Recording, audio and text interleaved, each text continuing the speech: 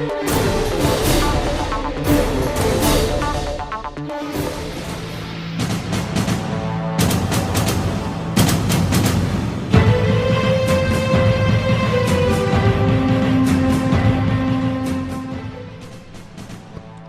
Ramić, star 28 godina, iz Ćuprije, likvidiran je 27. jula 2013. godine ispred kafane Koliba u selu Mijetovac kod Ćuprije.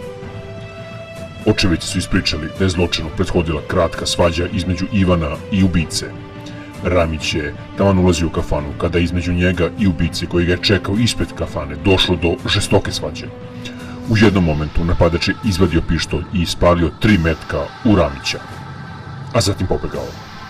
Teško ranjenog Ramića su odmah prevezli do ćuprijske bolnice, ali on je preminuo na operacionom stolu usled unutrašnjeg krvarenja u stomaku. Ubijen je Ivan Ramić, rođeni brat Zdravka Ramića, koji je osuđen za ubistvo Radmila Tošića, vlasnika menjačnice Centar. Jedan od svedoka, Bratislav Alitović, je detaljno ispričao šta se dogodilo ispred kafane.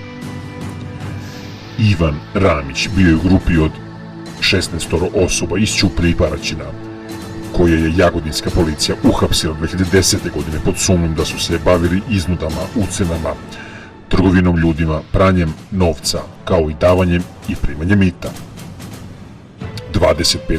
novembra 2014. godine pripadnici kriminalističke policije MUP-a Srbija uhapsili su Dragana E, starog 37 godina, osumnjičenog za likvidaciju Ivana Ramića.